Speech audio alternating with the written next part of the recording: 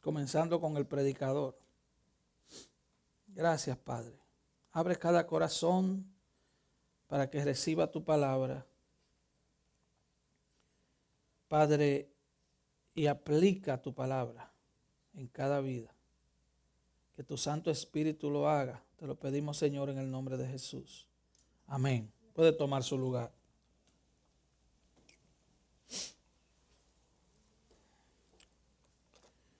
Y para los que han seguido esta serie, y para los que no la han seguido, los 3 primeros capítulos de esta carta son doctrinales.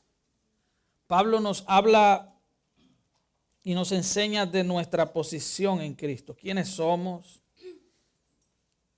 ¿Y cuál es nuestra herencia?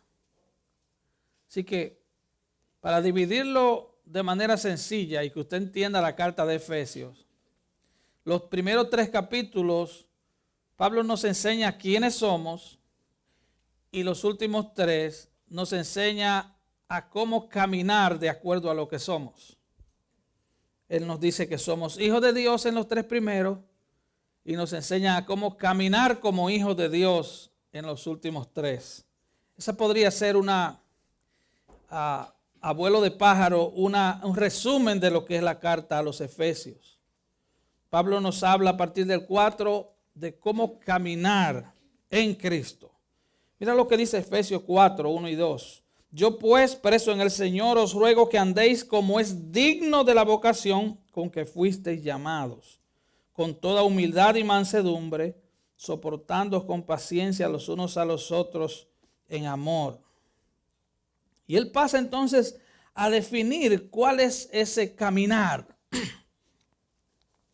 Capítulo 4, del 1 al 3, él dice cómo caminar en humildad. Después del 4 al 16, cómo caminar en unidad. Del 17 al 32, cómo debemos caminar diferente al mundo. Y entonces comenzando el capítulo 5, del 1 al 7, que nos toca hoy, es cómo caminar en amor. Del 8 al 14, cómo caminar en luz. Del 15 al 17, cómo caminar en sabiduría. Del 18 al 20, cómo caminar en el Espíritu. Del 5, 21 en adelante, cómo caminar en sumisión. Y del versículo 10 en adelante, del capítulo 6, cómo caminar en tiempos de guerra. Así que todo tiene que ver con caminar, porque el cristiano no está estático, así como la vida misma. Usted nace, pero usted se mueve. De hecho, lo que no se mueve está muerto, ¿no? Caminamos. Los primeros cristianos no lo llamaron cristianos, lo llamaban los del camino. Eso está en el libro de los Hechos. Y nos comenzaron a llamar cristianos de manera despectiva. Eran los cristianos. Pero el nombre era los del camino. Ahora aquí hay un mandato en estos 7 versículos, y el mandato es: sed pues imitadores de Dios como hijos amados y andad en amor. Pablo comienza diciendo sean, es un mandato, o sea, es el verbo ser en modo imperativo, sean. Él no está diciendo, oh, si tú quieres, tú tienes la opción. No, él está diciendo sean de un mismo, sean imitadores de Dios como hijos amados, sean. Y la palabra pues es un conector, nos conecta con los versículos anteriores. ¿Qué dice Efesios 4:32? Antes sean benignos unos con otros, sean misericordiosos, perdónense unos a otros, como también Dios nos perdonó en Cristo. Así que, viendo el versículo anterior, sean benignos, sean misericordiosos y perdónense. Ahora, Pablo dice, sean imitadores de Dios. Comiencen a hacer eso mismo. Sean benignos, sean misericordiosos y perdónense. Sean imitadores de Dios. Si Dios se humilló en Cristo, sean humildes. Si Dios en su Trinidad es uno, entonces ustedes sean uno. Si Dios es diferente, apartado de este mundo malo, entonces sean ustedes diferentes. Si Dios es perdonador, entonces perdonen. Si Dios es amor, entonces amen. Si Dios es luz, entonces sean luz. Si Dios es sabio, entonces sean sabios. La benignidad, la misericordia y el perdón son características del carácter de Dios. Él es bueno, Él es misericordioso y Él es perdonador. La palabra imitador es mimetes en griego, de donde viene la palabra mímica. Hagan mímica del carácter de Dios. Imiten el carácter de Dios. Nosotros debemos imitar el carácter de Dios. Y el carácter de Dios fue mostrado en la persona de Cristo. En la salvación, Dios redime al hombre del pecado y los hace conforme a la imagen de su Hijo, según Romanos 8:29. Mateo 5:48 dice Jesús: sed pues vosotros perfectos como vuestro Padre es perfecto. Primera de Pedro 1:15 dice que como aquel que nos llamó es santo, sean ustedes santos. Dios quiere que seamos perfectos y que seamos santos. Ese es el estándar de Dios. Ese es el llamado de Dios. Es un estándar altísimo. Y en la carne no podemos hacerlo. Ni ser santo ni ser perfecto. Es por eso que Pablo en Efesios 3 ora por los efesios de esta manera, para que Dios les dé, conforme a las riquezas de su gloria, el ser fortalecidos con poder en el hombre interior por su espíritu, para que sea lleno de toda la plenitud de Dios. Los que llevamos el nombre de cristianos debemos imitar a Cristo. El Espíritu Santo viene para darnos poder. ¿Para qué? Para que seamos buenos testigos de Cristo. Cuenta la historia que Alejandro Magno descubrió un cobarde en su ejército. Y el cobarde se llamaba Alejandro. Y un día él lo llamó y lo confrontó. Y le dijo: Alejandro, o dejas la cobardía o te cambias el nombre. Así que o imitamos a Cristo o dejemos de llamarnos cristianos. Ese es el llamado. Es un llamado alto. Sed imitadores de Dios como hijos amados. Los hijos amados de Dios imitan a Dios. Y Dios no tiene hijos favoritos. De que no, Dios ama a aquel porque aquel tiene tal cosa o tiene tal posición. No. Dios no tiene favoritos. Dios tiene hijos e hijas. Debemos entonces, como hijos amados, imitar a Dios, el cual nos amó de tal manera que entregó a su único Hijo como sustituto por nuestros pecados. Como hijos amados debemos entonces andar en amor. Ese es el estándar, andar en amor. Dice 1 Corintios 16:14, todas vuestras cosas sean hechas con amor. Andar en amor, caminar en amor, no es una capacidad natural, sino sobrenatural. Por tanto, requiere una nueva naturaleza, requiere el poder continuo del Espíritu Santo. Créame, mientras yo estudiaba toda esta semana ese texto, era como que me hacía un cascán en mi alma, era como que sondeaba mi alma y los resultados no fueron buenos. Hagan todas las cosas en amor. Todo lo que hagas, hazlo en amor. Que el amor sea la motivación central de todo lo que haces. Cuando hables, que tu motivación sea el amor. Cuando corriges a tus hijos, que la motivación sea el amor. Cuando corriges a un hermano, que la motivación sea el amor. Hermana, cuando te vistes, cuando compras la ropa, que tu motivación sea el amor. Cuando trabajamos, que nuestra motivación sea el amor. Oh, cuán corto nos quedamos. Pero ese es el mandato. Colosenses 3, del 13 al 14, dice, soportándoos unos a otros y perdonando unos a otros, si alguno tuviere queja contra otro.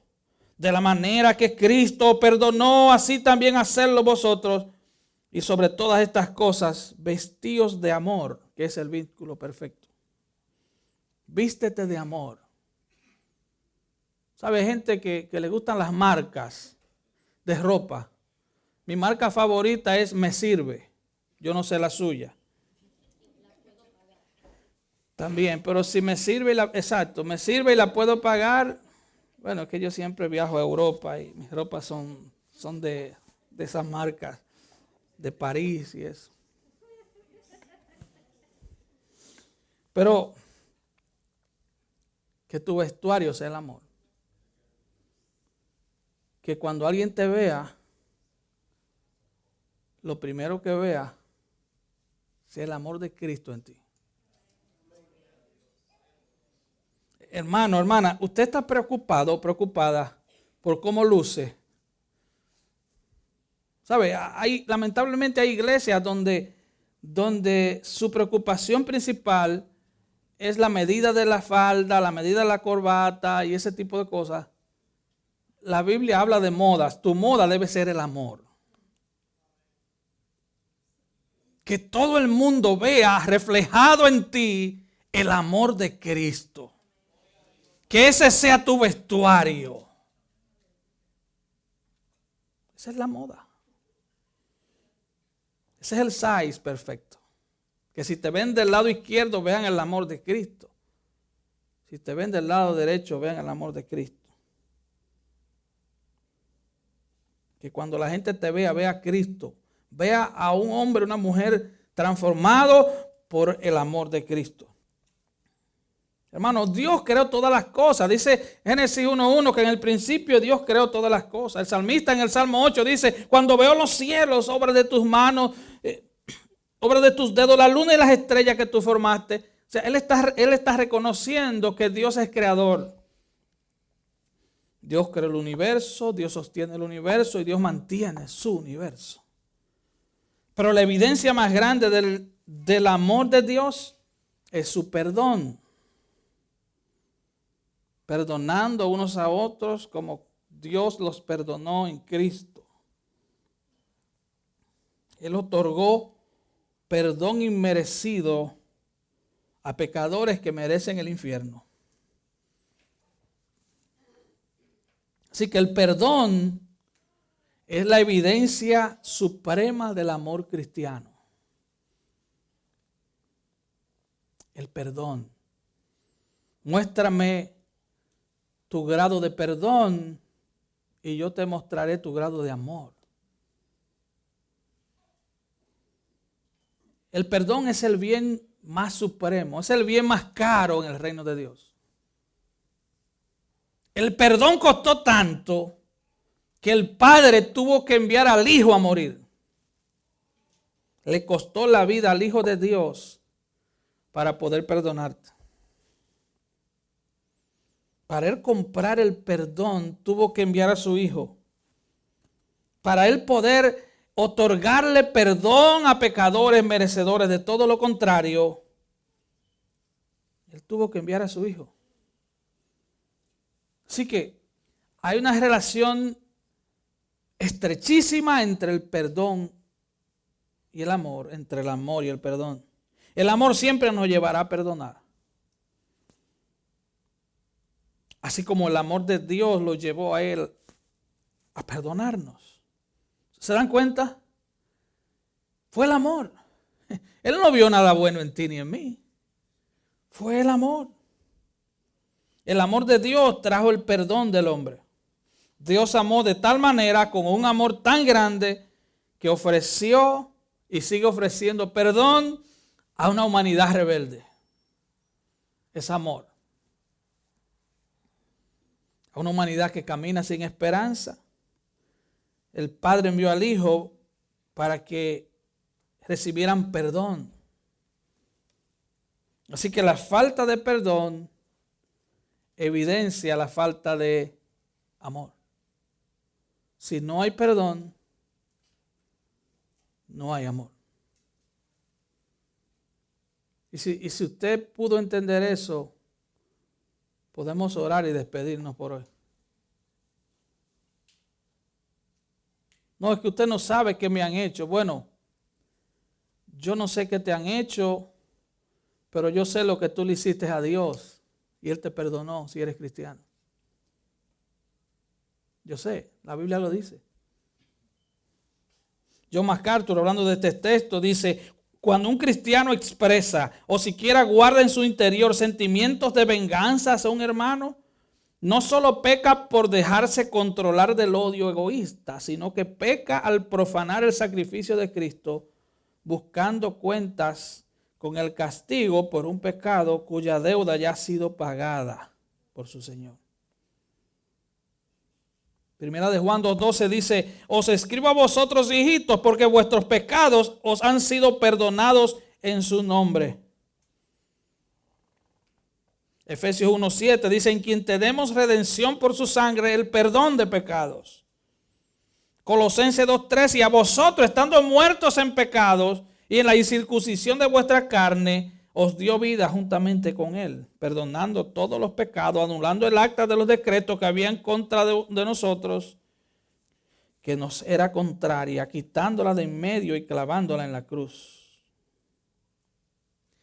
Cuando tú te convertiste a Cristo, todos, hermano, todos, absolutamente todos tus pecados fueron perdonados.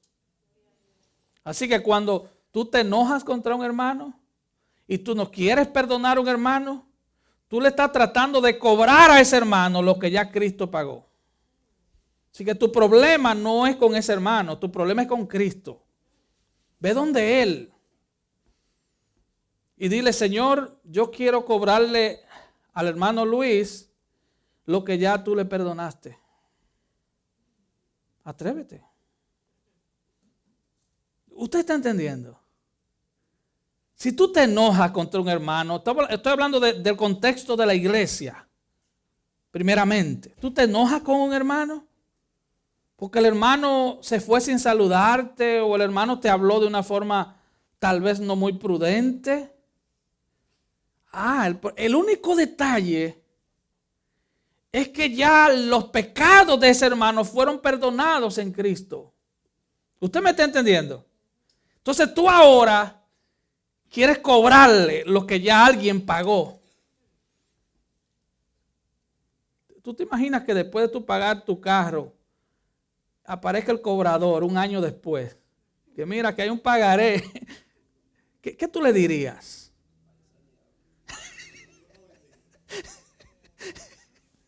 Pero en este caso ni siquiera fuiste tú que pagaste, fue Cristo que pagó en la cruz cada uno de tus pecados y los míos.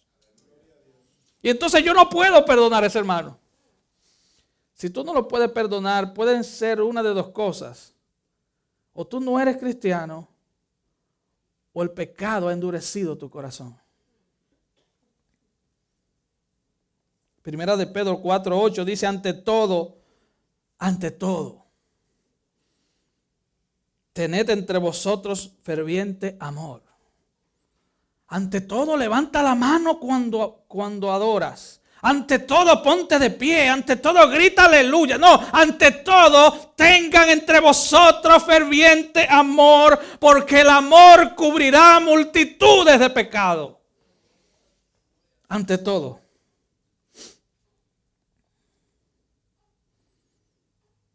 Créame que estudiar este texto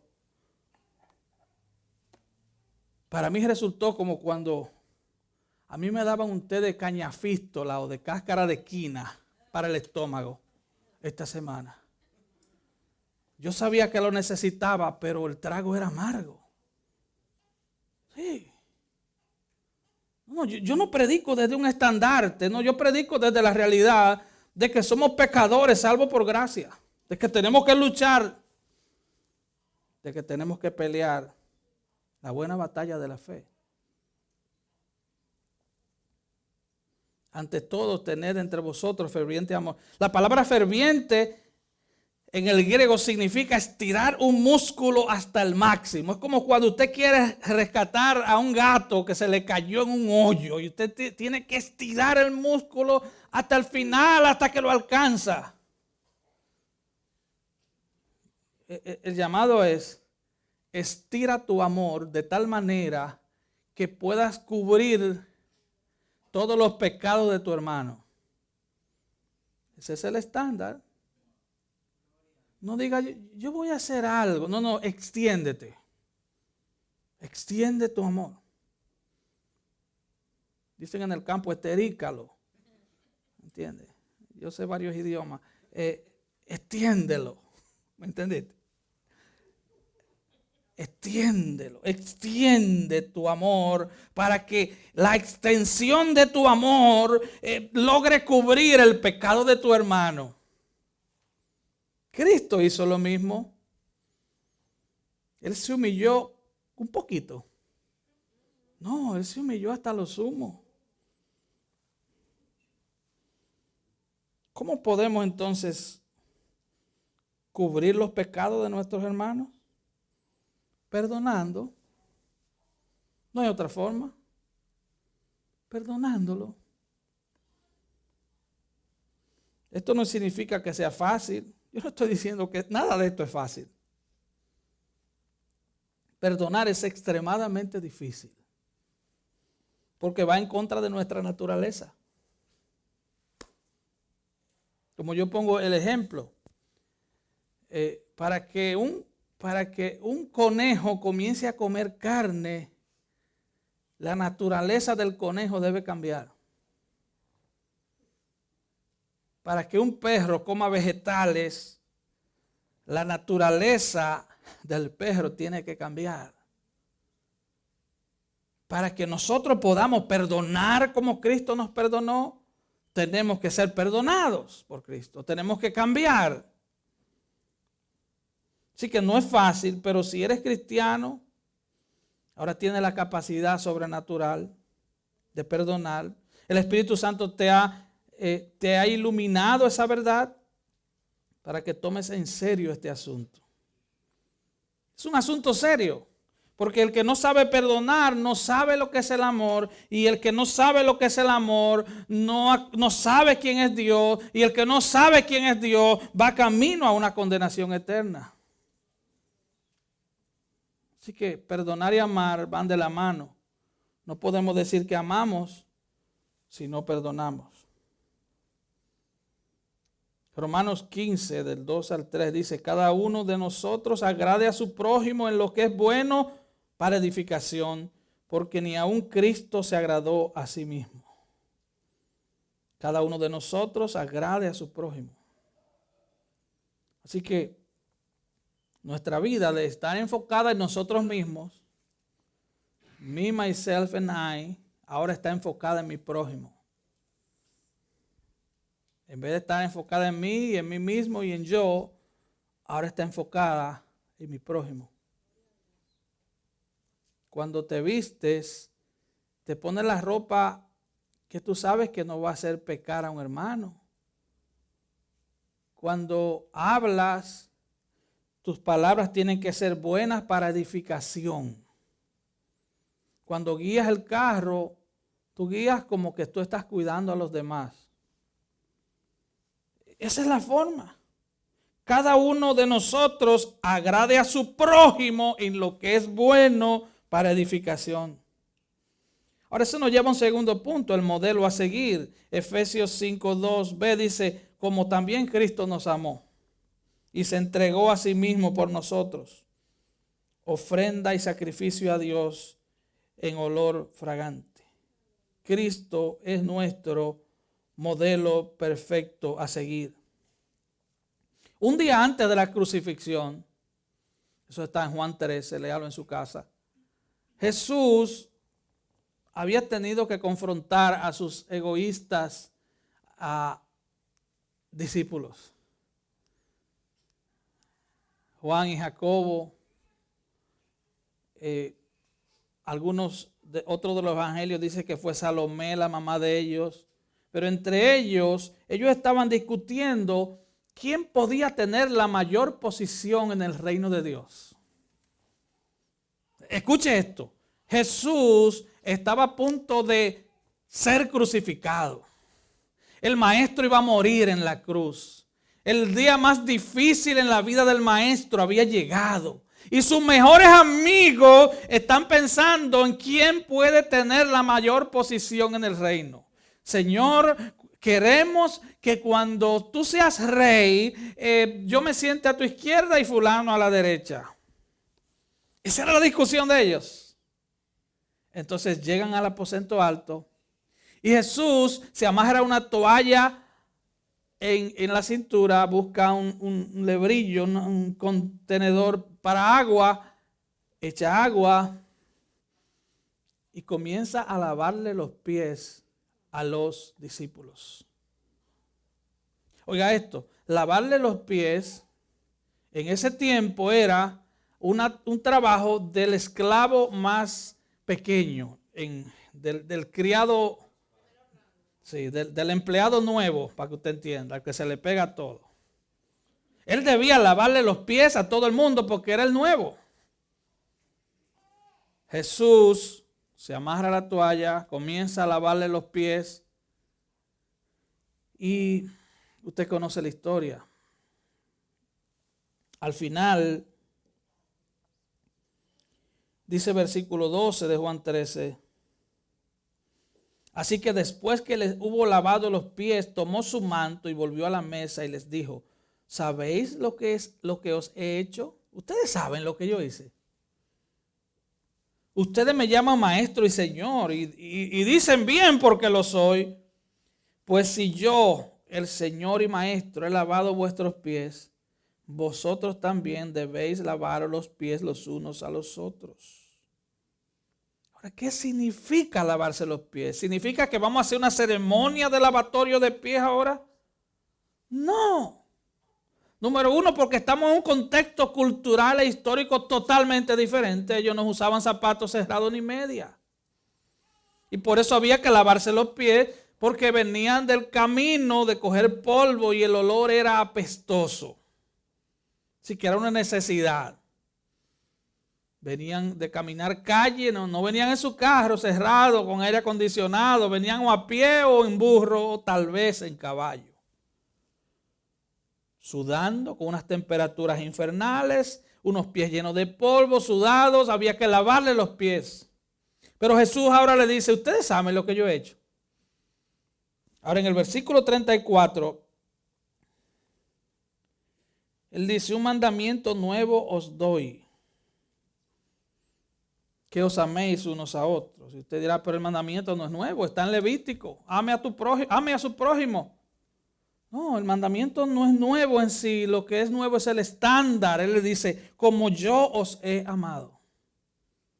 Así que como yo me humillé y le lavé los pies a ustedes, cuando ustedes debieron lavármelo a mí, que soy el maestro y el Señor, así ustedes lávense los pies unos a otros. ¿Cómo un hermano le lava los pies a otro? Perdonándolo.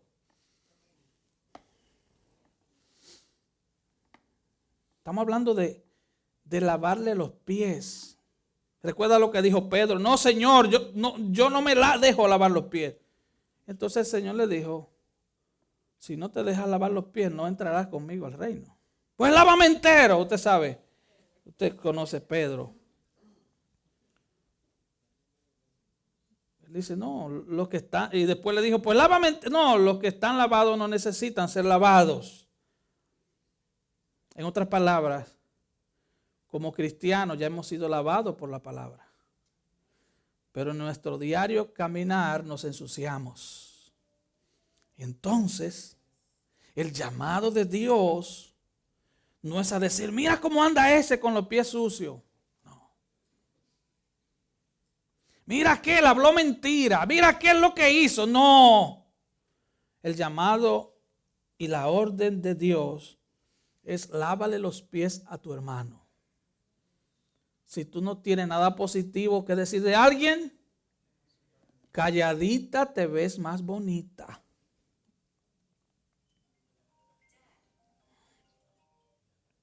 Un mandamiento nuevo os doy, que os améis unos a otros como yo os he amado, que también os améis unos a otros. Y luego él dice, en esto conocerán todos. ¿Quiénes son todos aquí? El mundo. En esto conocerá el mundo de que realmente ustedes son cristianos, si tuvieran amor los unos por los otros. Que la gente diga, wow, ¿cómo se ama esa gente? Es así que el mundo va a conocer. No es que te ponga una falda de 2 kilómetros de largo. No, no es eso. O que ande desgreñada y no te ponga esto, no te pongas aquello. No. Eso no. O que ande con olor a cebolla porque tú crees que el perfume es del diablo. No. En esto conocerán todos que sois mis discípulos, si tuviereis amor los unos por los otros. Debemos entonces seguir las pisadas de Cristo. Pero sabemos que en nuestras fuerzas es imposible hacer eso. Entonces debemos permitir que el Espíritu Santo nos moldee conforme a su Hijo. Gálatas 4:19, Pablo dijo, hijitos míos, por quienes vuelvo a sufrir dolores de parto hasta que Cristo sea formado en vosotros. Pablo dice en Efesios, como también Cristo nos amó y se entregó a sí mismo por nosotros. Él se entregó. Cualquiera dice, yo te amo en Cristo. Esa frase, ese cliché. Yo no sé usted, pero yo odio los clichés. Yo te amo en Cristo. Eso es religión, hermano. Ámame cuando estoy desanimado. Ámame cuando te ofendo. Ámame cuando veas algo en mí. Corrígeme y ámame y perdóname. Porque si no, no me amas. Si usted ve a alguien en mal camino y no lo corrige, tampoco lo ama.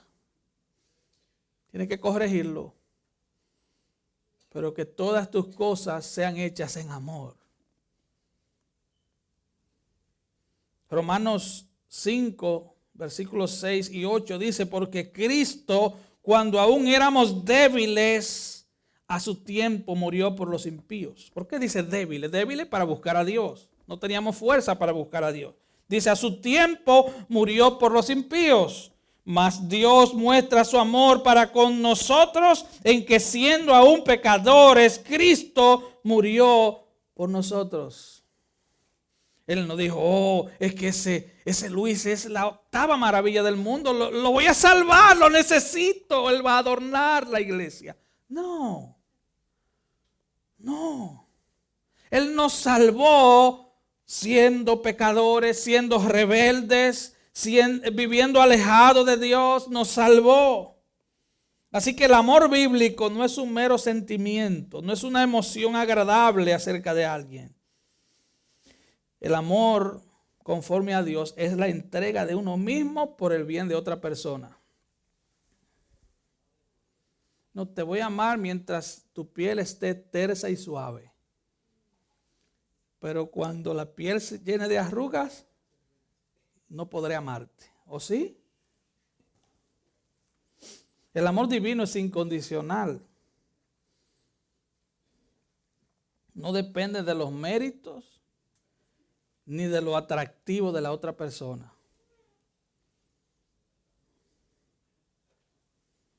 No depende de eso. Ese es el amor del mundo. Oiga, Cristo murió por los impíos. Cristo murió por nosotros siendo pecadores. El amor conforme a Dios es incondicional. No tiene condiciones. El amor de Dios y todo amor semejante al suyo ama por causa de dar y no de recibir. Ama por causa de dar, no de recibir. Es un amor incondicional y Dios nos manda a amar sin condiciones. Dijo John MacArthur respecto a este texto: Dios nos amó siendo nosotros aún pecadores y enemigos suyos. Y Él continúa amándonos como creyentes, aunque sigamos con pecados que nos alejan de su perfección y su gloria. Él nos ama cuando le olvidamos, cuando le desobedecemos, cuando le negamos, cuando no correspondemos a su amor y cuando contristamos a su Espíritu Santo. El amor de Dios no es intermitente como los bombillitos de Navidad. Jeremías dijo: con amor eterno me has amado. Si tú eres creyente, Él te ama en tus peores días y te ama de igual manera en tus mejores días. Así que así debe ser el amor de nosotros. Porque el amor es un fruto del Espíritu, según Gálatas 5. Es parte integral de nuestra nueva naturaleza. Amar no es ajeno para un cristiano. Amar es el centro de la vida de un cristiano. Esas discusiones estériles, que si hablar en lengua, que si brincar, que si danzar, hermano, ama como Dios te amó en Cristo.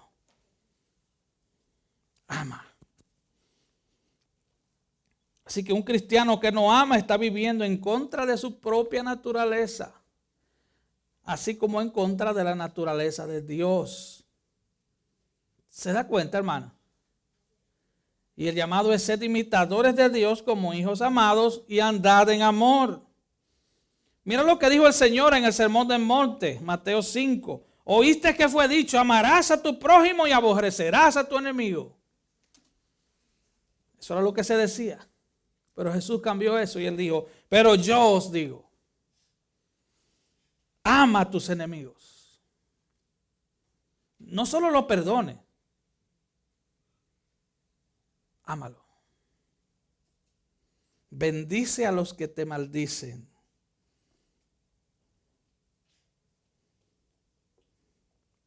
Hagan bien a los que los aborrecen. Oren por los que los ultrajan y los persiguen. ¿Verdad que es difícil tragarse eso? Pero ese es el mandato de Dios. Ese es el estándar bíblico, que nos queda altísimo, pero ese es el estándar bíblico. Ama a tu enemigo. Bendice a los que te maldicen. Bueno, eso está en la Biblia, Mateo 5. No fue que yo me lo inventé. Haz bien a los que te aborrecen. Ora por los que te ultrajan y te persiguen. La falta de amor en un cristiano, entonces, no es una falla o deficiencia, es un pecado. Debemos llamarle como es un pecado. Es una desobediencia intencional y consciente del mandato de Dios. Porque el amor de Dios es perdonador, es incondicional y es sacrificial. ¿Saben? En la cultura moderna, gobernada por el pecado, gobernada por la avaricia, gobernada por el desenfreno, muchos jóvenes dicen: no, dame una muestra de tu amor y ven conmigo y vive conmigo. Bueno, hermanita soltera, si un hombre quiere vivir contigo pero no quiere compromiso contigo, no te ama. Sencillo. Ese es el amor del mundo. Lo que quiere pasarla bien. Lo que quiere es que le den a él la satisfacción para después decírselo a los amigos. Te va a tomar como un trofeo. Va a decir: yo me acosté con esta y con aquella. No quiere compromiso. Eso no es amor. Eso es odio. Te odia. Quien te propone eso te odia. Cristo se entregó a sí mismo por nosotros. Dice: ofrenda y sacrificio a Dios en olor fragante. Nuestro caminar en amor como cristianos debe abarcar a creyentes y a no creyentes por igual. Esa es la otra parte. Si el amor de Dios puede alcanzar hasta sus enemigos, ¿cómo podemos nosotros negarnos a amar a nuestros enemigos? Si Él ama a sus hijos imperfectos con amor perfecto, ¿cómo es posible que no amemos a nuestros hermanos en la fe que muchas veces cojean del mismo pie que nosotros? Porque el más santo de nosotros cojea de algún lado. El más santo de nosotros, que solo Dios sabe quién es, no nosotros. Porque a veces nos vemos muy bien, pero eso es capota y pintura, dicen en Puerto Rico. Si el amor de Dios llevó a Cristo a morir por nosotros, miserables pecadores, ¿cómo es que no podemos vivir para servir y amar a otros pecadores? A nuestro prójimo.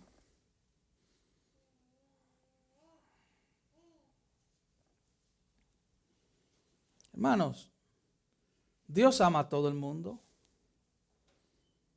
Quiero aclarar esto, Dios ama aún a los que le aborrecen.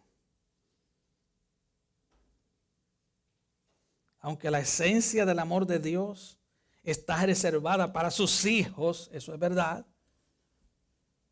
Y Él está enojado contra el impío todos los días, eso es verdad. Eso está en Salmos 7:11. Pero Dios no quiere que el impío muera. Mira lo que dice Ezequiel 33:11. El Señor le dijo a Ezequiel, diles, vivo yo, dice Jehová el Señor, que no quiero la muerte del impío, sino que se vuelva el impío de su camino y que viva. Pero Dios ama a todo el mundo. Dice Mateo 5:45 que Dios hace salir su sol sobre malos y buenos y Él hace llover sobre justos e injustos.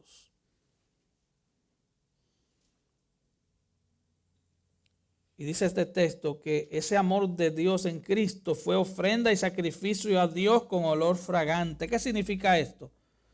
Segunda de Corintios 5:21 dice, al que no conoció pecado, por nosotros lo hizo pecado para que nosotros fuésemos hechos justicia de Dios en él. Cristo es el Cordero de Dios que quita el pecado del mundo. Hubo un día, hubo un momento en ese 14 de Nisan, 14 de abril, un viernes. Hubo un día en que el Padre le dio la espalda al Hijo. Y el Hijo sintió ese abandono y Él exclamó, Dios mío, ¿por qué me has abandonado? En esas 3 horas de ese viernes, el Hijo de Dios, el Santo Hijo de Dios, simplemente tomó el pecado de millones, tomó millones de infiernos en 3 horas. En ese momento, Cristo, el Hijo de Dios, tomó la ira que le correspondía a cada creyente. Esa fue la ofrenda de Dios. Y Él la recibió con olor fragante. Ahora,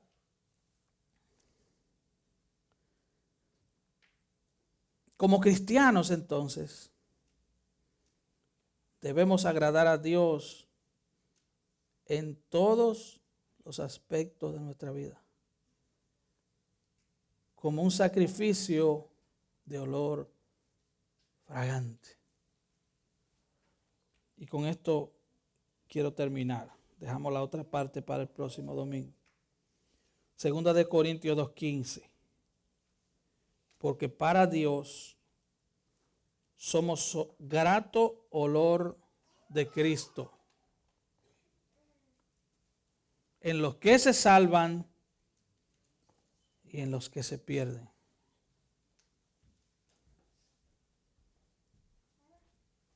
Para Dios somos olor a Cristo. ¿Cuál es el perfume? ¿Cuál es el perfume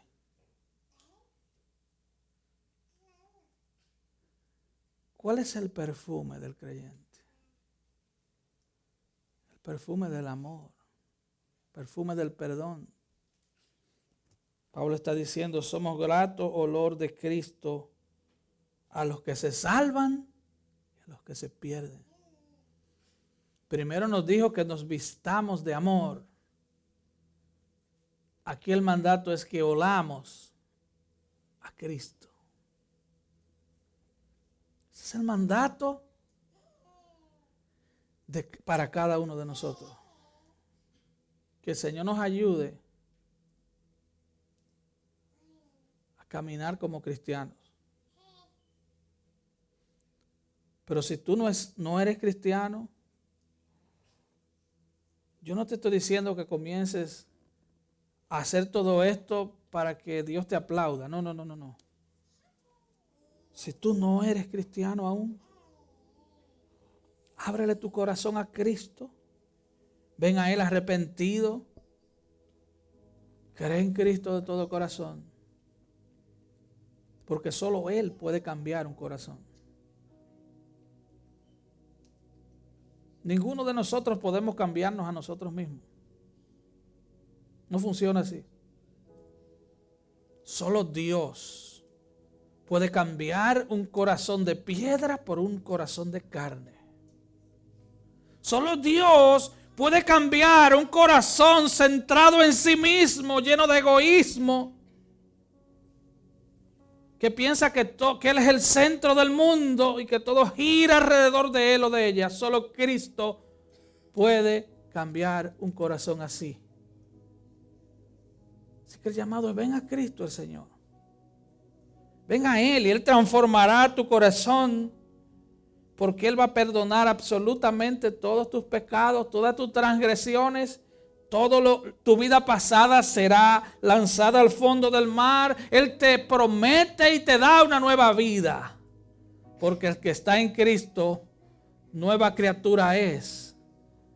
Las cosas viejas pasaron y todas son hechas nuevas. Vamos a estar de pie, por favor.